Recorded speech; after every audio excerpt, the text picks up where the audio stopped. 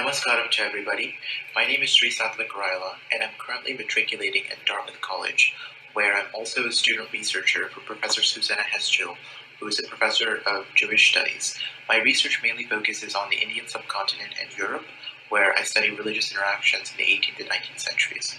Today, I'll be presenting on the Saptavidha-Anupapatti, which is Visishta Advaita Vedanta's response to avidya in Advaita.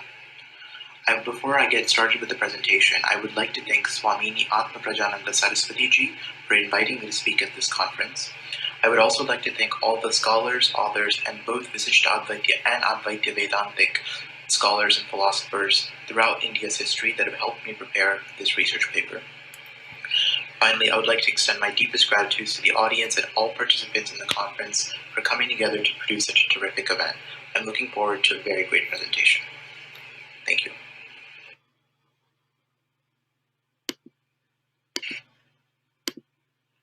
So that was the introduction. Hello, everybody. My name is Sathvik Rayala, as I have mentioned previously. Again, before I get started, I would like to reiterate my gratitude to every single coordinator and assister to the event, especially Swamini Atma Pragnananda Saraswati ji for inviting me. So today's topic will be on the Saptavidha-Anupapatti, which is a Visishta Advaita response to avidya in Advaita. So some background first. South India during the 10th to 14th centuries witnessed a series of Visishta Advaita philosophers belonging to the Sri Vaishnava Sampradaya challenge a central concept of Advaita Vedanta, avidya. Among these philosophers include Rāmānuja, an 11th to 12th century Sri Vaishnava Purvacharya, who is remembered in Sri Vaishnava hagiographical traditions as a Vedantic scholar, social reformer, temple reformer, and as the most important representative of the new Vaishnavite school of thought. Although Alavandar, a 10th century Sri Vaishnava Purvacharya, also challenged avidya in the Samvit Siddhi portion of the Siddhitraya, and post-Rāmānuja philosophers such as Vedanta Deshika in his Shatadusani also did the same, it is Rāmānuja's Saptavidha-Anupapatti, which means sevenfold error, that has become the most popularly understood Visishta Advaita response to Advaita's avidya. Rāmānuja, who was born in a family with a Paramasmarta background, meaning he's with the Advaita background, had very early exposures to Advaita Vedanta. The Yatiraja Vaibhava, an early biographical recall of Rāmānuja's life written by his close Sishya Andapurna, indicates that Rāmānuja went to learn Advaita Vedanta from a guru named Yadava Prakasha. Further, text recounts Rāmānuja critiquing Yadava Prakasha's teaching several times, once with tears in his eyes, and offering the quote, correct explanations. The text further relates that Yadava Prakasha, not being able to tolerate the criticism laid by a young Rāmānuja, sought to kill Rāmānuja under the pretext of a pilgrimage to the Ganga River. These early interactions that Rāmānuja had with Advaita Vedanta culminated in the Sri Bhashya, which is Rāmānuja's commentary on the Brahma Sutras from the Visishta Advaitian perspective. In the Sri Bhashya, a section popularly known as the Saptavidha-Anupapatti is found. In the Saptavidha-Anupapatti, Rāmānuja highlights 7 critical errors with avidya, which is a central concept of Advaita Vedanta. So why focus on avidya specifically, of all things? Well, there exists a very clear reason for Rāmānuja's focus on avidya. Avidya, often translated as ignorance, nescience, or illusion, is noted to be an underpinning of Advaita Vedanta, because Advaitians use it to uphold non-duality and argue that any perceived duality is largely the result of avidya. In other words, avidya is a practical explanation used by Advaitians to account for why some perceive their non-dualistic ultimate reality, Brahman, to be dualistic. Although Madhusudana Saraswati, a post-Rāmānuja Advaitian philosopher, describes avidya to be a cloud that blocks the sun, the non-dualistic nature of Brahman, while creating a distorted impression of the said sun, avidya still remains a rather abstract identity that cannot be precisely categorized. It is neither existent nor non-existent, which makes it difficult to define. However, most Advaitians argue that avidya is anadi, beginningless, abhava-rupa, a positive entity, avarna, that which conceals, that it is undefinable as it is neither real nor non-real, and vijnana-nirasya, meaning it's discardable with the appropriate knowledge. In essence, avidya conceals the real nature of Brahman, while its Vikshepa Shakti, which is the power of projection, allows it to project its illusionary qualities onto Brahman, which hinders one from attaining moksha until avidya is removed through the appropriate knowledge. Given the centrality of this avidya concept to Advaita and Ramanuja's desire to firmly popularize and entrench Visishta Advaita, Vedanta, spending his time directly undermining avidya is an avenue to undermining Advaita altogether, and this process occurs in the Saptavidha-Anupapatti. The Saptavidha-Anupapatti, the sevenfold error. As the popularized name Saptavidha-Anupapatti suggests, Ramanuja delivered 7 principal critiques of avidya in the Sri Bhashya. Excuse me. There we go. His first critique of avidya, known as Ashraya Anupapatti, deals with either the jiva or Brahman being avidya's locus or repository. Rāmānuja challenges both these notions. He argues that the individual jiva cannot be the locus or repository of avidya because, quote, the selfhood of the individual self is itself projected by avidya. And wherever you see me quoting Rāmānuja, it's taken from his Sri Bhashya with one exception, which is a secondary source. And you can find these citations in the paper. I didn't include this for spatial purposes here. Yes, so in other words, the jiva is itself a product of vidya. So Rāmānuja argued that avidya cannot have its locus in its own effect. Further, Rāmānuja also dismisses the notion that Brahman can be avidya's locus by stating, quote, Brahman has the essential nature of self-luminous intelligence, and thus is opposed to avidya. Rāmānuja then goes even further by turning an Advaitian argument about avidya removal against them. He wrote, quote, moreover, it is admitted by Advaitians that avidya is destroyed by knowledge. If ignorance, which has the nature of unreality and is removable by knowledge, may veil the highest Brahman who has the nature of intelligence, then who is there that is competent to be its remover? End quote. Rāmānuja is essentially stating that avidya cannot exist in the all-perfect Brahman because Brahman's pure consciousness and intelligence contradicts the very essence of avidya. In fact, he asserts this very conclusion by noting that, quote, Brahman, whose essential nature is intelligence, cannot be the abode of ignorance. End quote. Moreover, Rāmānuja reinforces this argument by stating that if indeed Brahman is the locus or repository for avidya, as some Advaitians argue, then who else can remove avidya if not the most powerful and supreme of entities?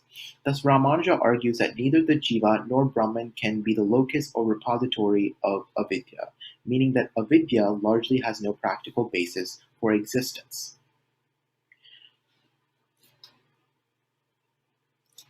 The second anupapti that Rāmānuja raises against the concept of avidya is known as Tirodhana Anupapti. This objection has its core issue with the Advaita Vedantic view that Brahman's pure consciousness and luminance are obstructed or hidden by avidya.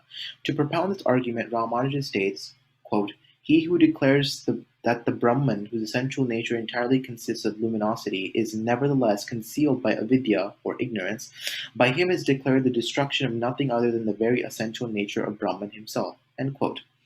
This statement is quite bold in that Rāmānuja suggests that Advaitians are arguing for the destruction of the very essence of Brahman's nature by asserting that Brahman's luminosity can be concealed in any way while producing this argument. Rāmānuja also places the Advaitians in a corner by stating that, quote, the concealment of luminosity means either the destruction of the origination of luminosity or the destruction of existing luminosity, end quote. Indeed, Rāmānuja knew that the former option was not possible because it is admitted that this luminosity of the Brahman is incapable of being a produced thing. And that's another quote that from Rāmānuja. As Brahman is eternal with no known origin or end. Thus, when Advaita Vedanta argues for avidya concealing Brahman, Rāmānuja asserts that this philosophical school is arguing for the destruction of Brahman's luminosity, which strikes at the very nature of Brahman. Hence, Rāmānuja cites this objection as another reason to dismiss avidya, which means also the dismissal of Advaita Vedanta.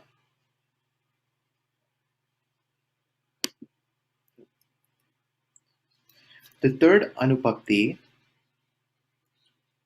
or objection that Rāmānuja raises against avidya in the Saptavidha-Anupapatti is called the Swarupa Anupapatti. In raising this objection, Rāmānuja argues that avidya does not have a clear nature. In making this argument, Ramanuja approaches it from several angles. First, he states that avidya is, quote, not a reality inasmuch as it is not admitted by Advaityans to be so, nor is it an unreality, for if it were an unreality, particularly this misguiding thing, must be acknowledged to be either the knower or the known object or the knowledge, end quote. Ramanuja here again places Advaityans in a corner. If avidya was real, then dualism would have to exist, which makes the entire philosophical school of Advaita collapse.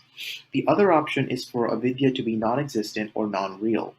However, Ramanuja highlights why this cannot be the case by arguing that claiming avidya to be unreal will eventually lead to an argument that Brahman, quote, forms this misguiding error, end quote. Ramanuja then notes, quote, if Brahman himself has the character of the misguiding error, then owing to his eternity there would be no final release to the individual soul. Therefore, as long as a real misleading error different from the Brahman himself is not admitted, so long it is not possible to explain the theory of illusion, end quote. And by that he means, of course, avidya. In short, by centering his argument around the notion that avidya's nature has to be either real/existent or unreal or non-existent, Ramanuja then proceeds to explain why avidya cannot be the latter and can only be the former, which would create dualism that contradicts the very essence of Advaita Vedanta. The fourth objection that Ramanuja raises against avidya is known as Anirvachnya-Anupapatti.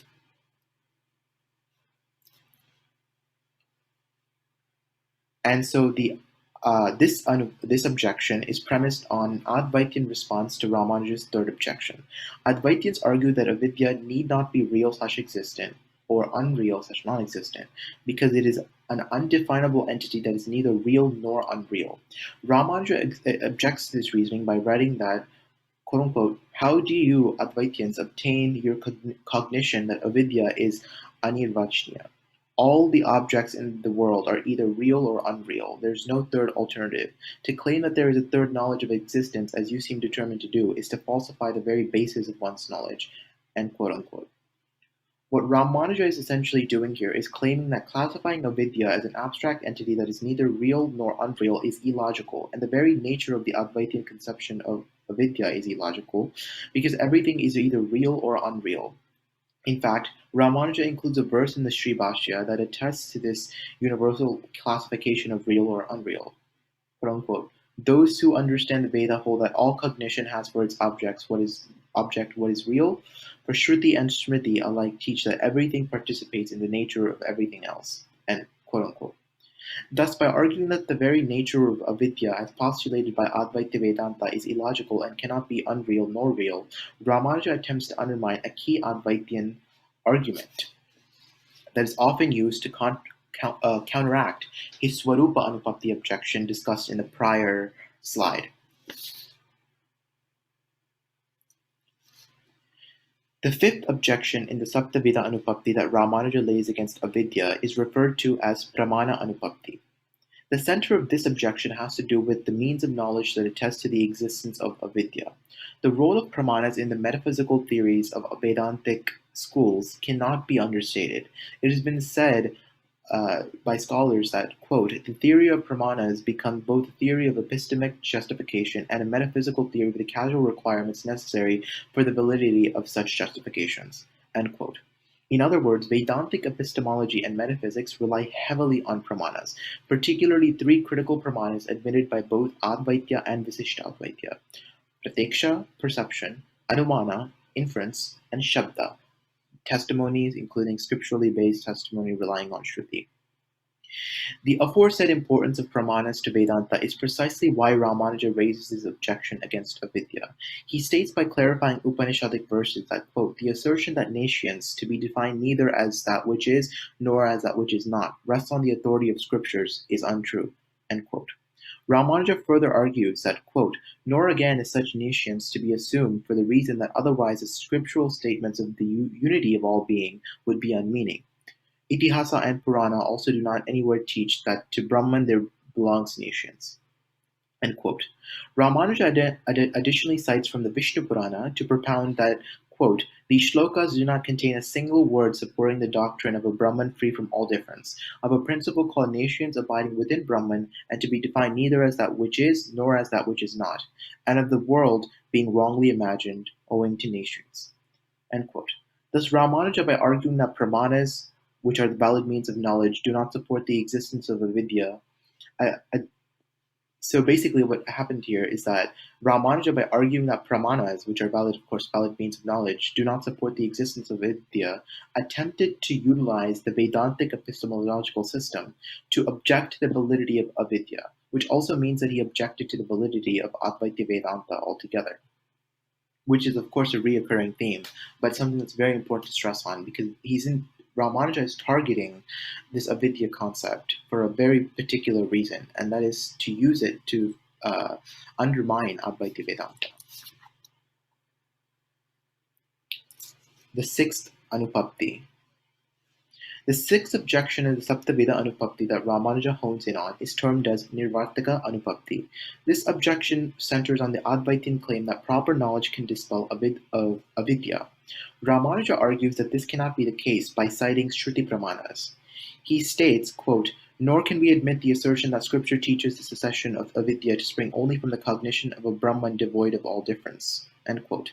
Rāmānuja then explains why this is the case by stating, quote, for the reason that Brahman is characterized by difference, all Vedic texts declare that final release results from the cognition of a qualified Brahman, and that even those texts which describe Brahman by means of negation really aim at setting forth a Brahman possessing attributes.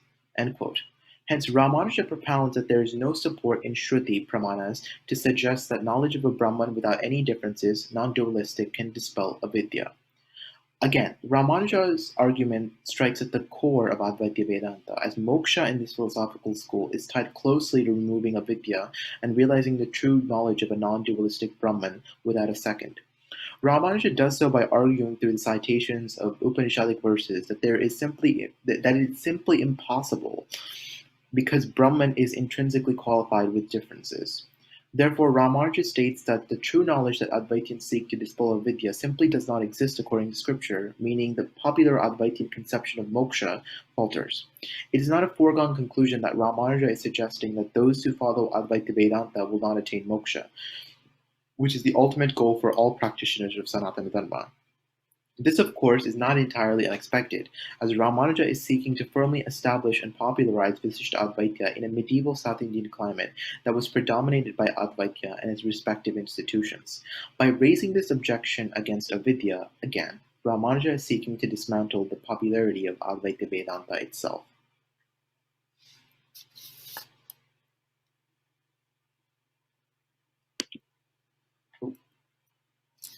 The seventh Anupapatti. The seventh and final major objection that Rāmānuja raises as part of the Saptavidha-Anupapatti is known as Nivritti-Anupapatti. In this objection, which builds on the sixth objection, Rāmānuja argues that avidya, as conceptualized by Advaitins, simply can never be removed. Rāmānuja states, and quote, the doctrine, again, that nescience is put an end to by the cognition of Brahman being the self of all, can in no way be upheld, for as bondage is something real, it cannot be put an end to by knowledge, end quote. Rāmānuja then proceeds to elaborate on this bondage by remarking, quote, how, we ask, can one assert that bondage, which consists in the experience of pleasure and pain caused by the connection of souls with bodies of various kind, a connection springing from good or evil actions, is something false, unreal, end quote. Rāmānuja also explains how this bondage can be removed if not through the knowledge prescribed by Advaita Vedanta. Quote, and that the cessation of such bondage is and that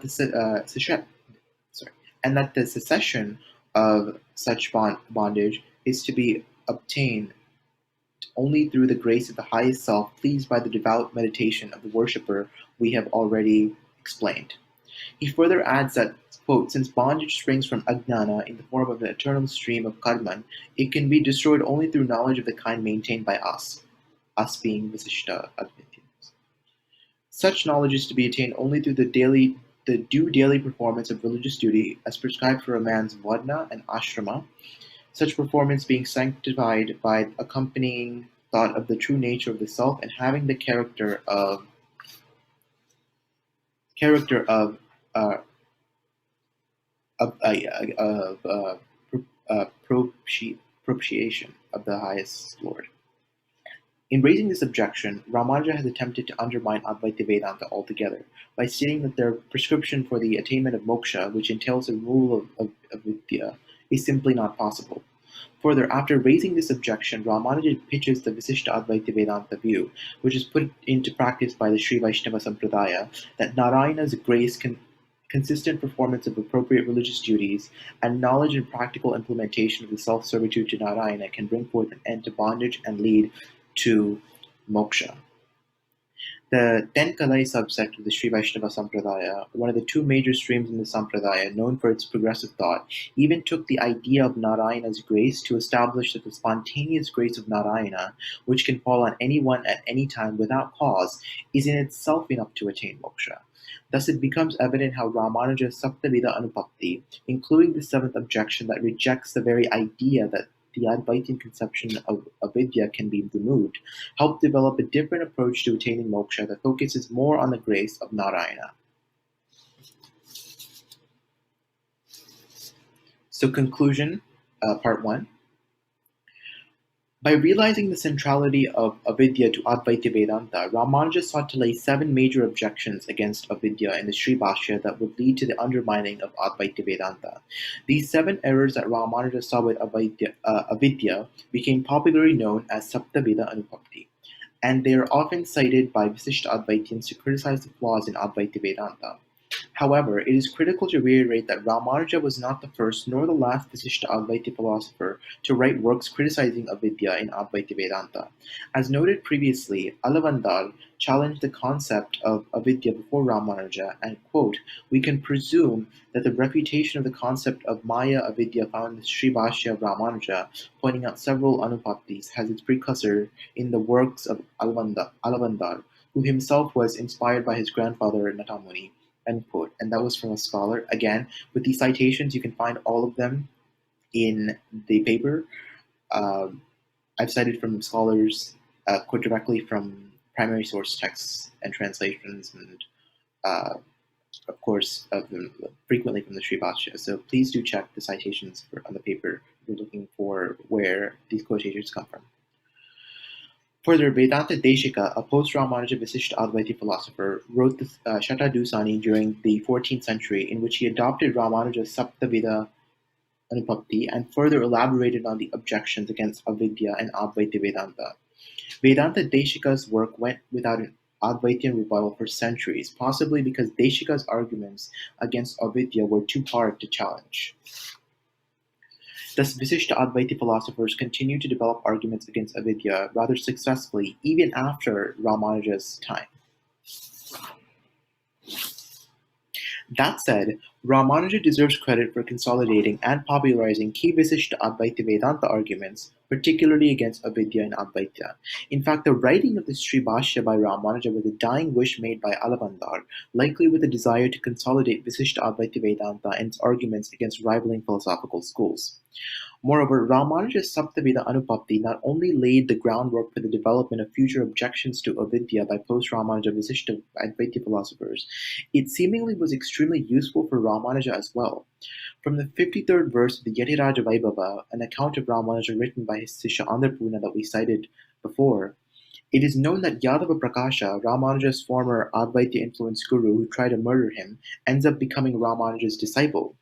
Further, verse 86 of the text discusses how Ramanuja vanquished an Advaitian named Yagnamurti, referred to as a quote, an upholder of Maya, in a debate, and discusses how it also discusses how Yagnamurti was admitted as a disciple of Ramanuja. Finally, verse 87 of the Yatiraja Vaibhava discusses how Ramanuja visited many locations and won over more people by defeating the other philosophical schools, likely in debates. This early hagiographical text reveals that Ramanuja likely had some actual success in popularizing Visishta Advaita Vedanta at the cost of Advaita Vedanta. This success undoubtedly was aided by the Saptavidha-Anupapatti, a key pillar of Visishta Advaita thought that not only is a historically influential series of arguments, but also one with repercussions even today in Vedantic discussions and debates. And with that, that concludes the main portion of my presentation. There's one more slide. There's two more slides left. Again, I would like to reiterate that I have the quotations and the citations are on the paper for the for exact page numbers, the authors, and editors and whatnot. So please do check the paper.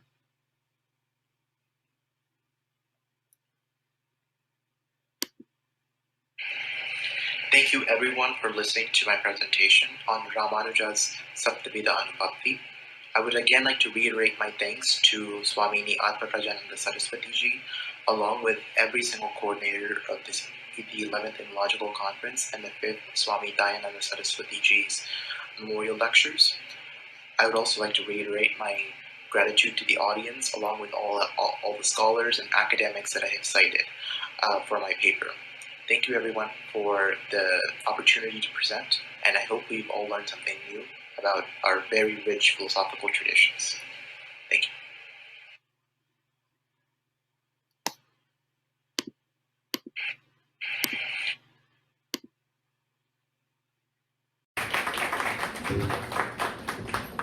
Thank you. Thank you.